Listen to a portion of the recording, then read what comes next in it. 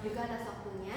Sebelumnya yang terhormat kepada Ibu dosen, Ibu Maita Novia STMM selaku dosen mata kuliah Sistem Informasi Manajemen. Sebelumnya kami dari kelompok 1 ingin mempresentasikan hasil kerja kami yang berjudul pengelolaan proyek pembangunan sistem informasi. Sebelumnya kami dari kelompok 7 yang terdiri dari saya, Wafiq Ajijah, dan saya Siti Nurayani, dan saya Saida Fajar Latifah. Baik, selanjutnya untuk materi pertama akan disampaikan oleh saya, dan selanjutnya sama rekan saya. Nah, yang pertama teman-teman, di sini kami mau menjelaskan yang pertama pengertian proyek, yang kedua ada manajemen proyek, dan ketiga ada alasan proyek gagal, yang keempat adalah kerangka manajemen proyek, dan terakhir adalah prinsip-prinsip manajemen perangkat lunak modern.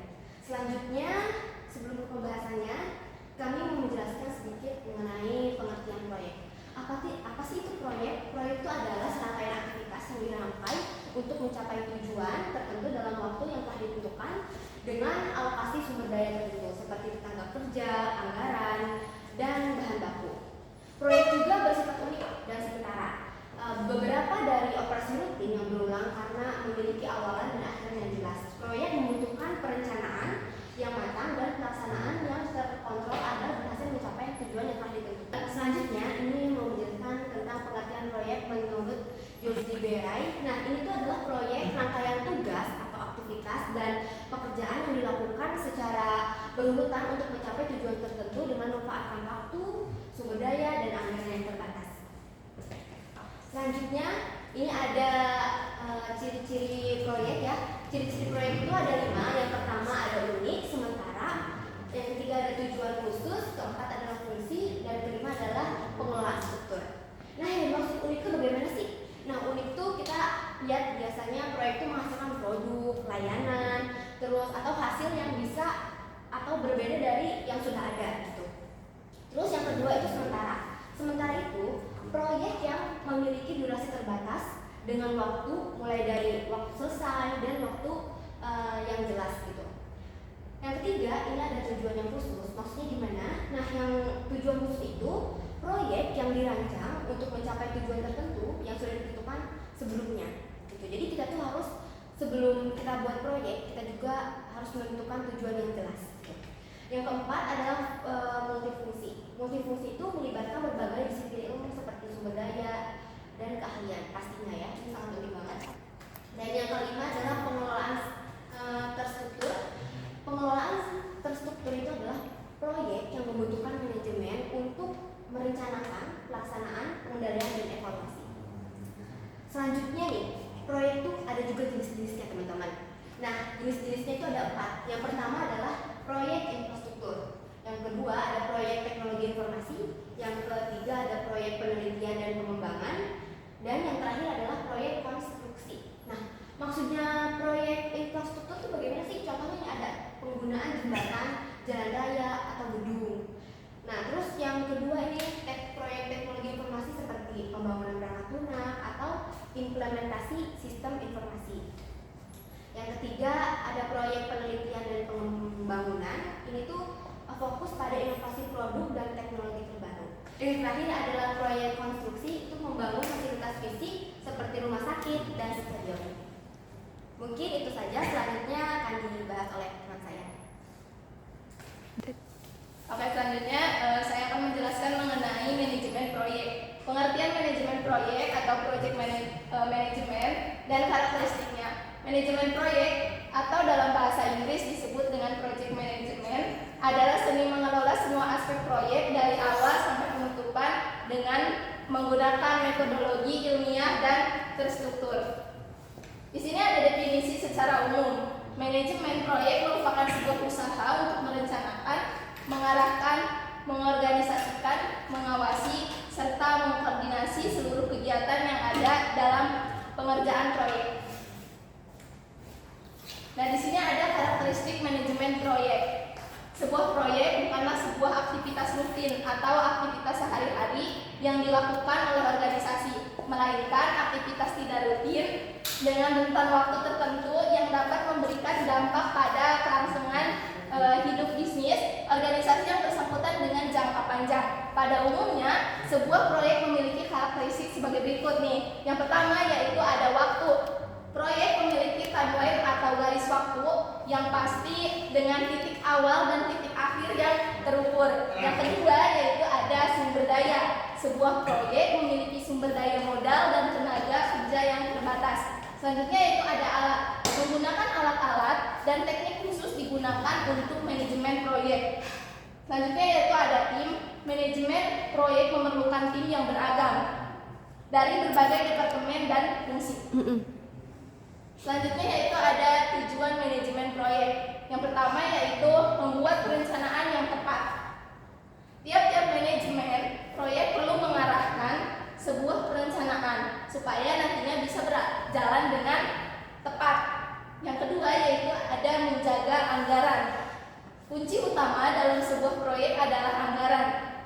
Dengan mengkaji tiap-tiap anggaran dengan nilai yang seminimal mungkin untuk mendapatkan hasil yang maksimal dapat menunjang keberhasilan proyek. Selanjutnya yaitu ada mengelola resiko. Dalam pengerjaan proyek pasti akan memasuki fase trial dan error. Selanjutnya yaitu ada mengelola tim. Sumber daya manusia atau yang sering kita sebut SDM yang berkualitas sangatlah dibutuhkan dalam sebuah tim proyek. Peran yang dapat diambil oleh manajemen proyek adalah dengan menggerakkan anggota timnya supaya melaksanakan peran masing-masing dengan baik sehingga mencapai tujuan yang sudah ditentukan oleh sebuah perusahaan. Selanjutnya yang terakhir yaitu ada menyelesaikan tepat waktu. Ketika mengerjakan proyek, parameter waktu merupakan hal yang sangat krusial dan menjadi poin penting dalam mengukur keberhasilannya.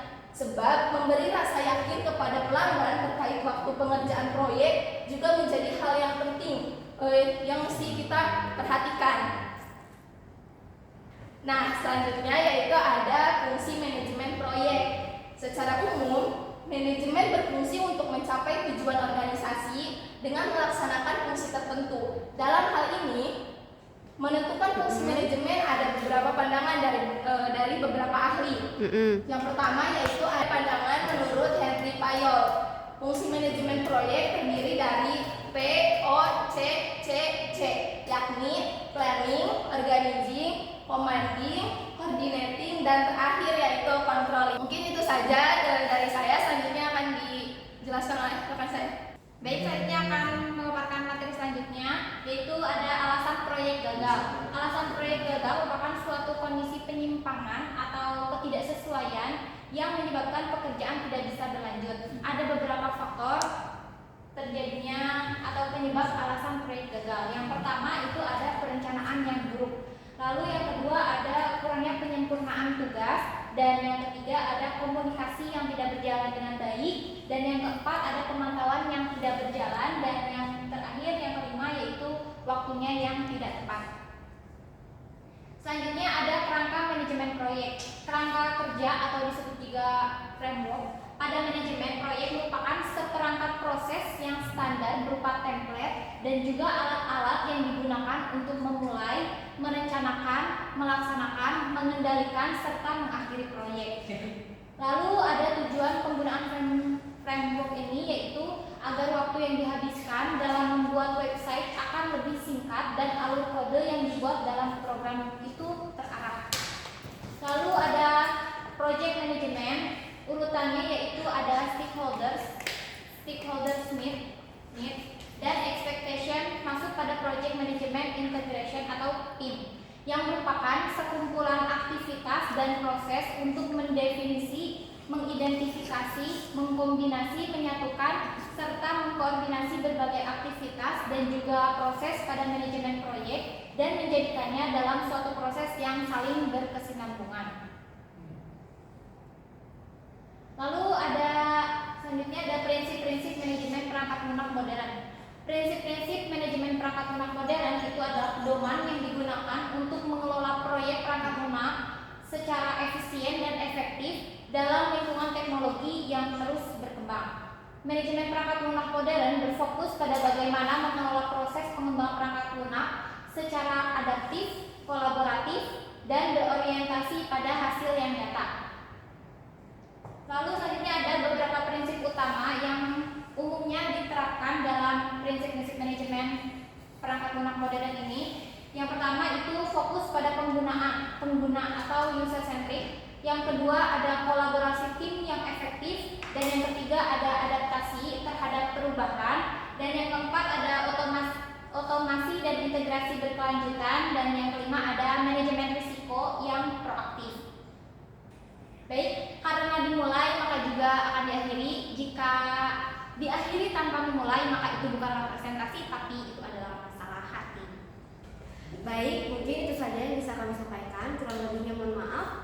Terima kasih. Wassalamualaikum Warahmatullahi wabarakatuh.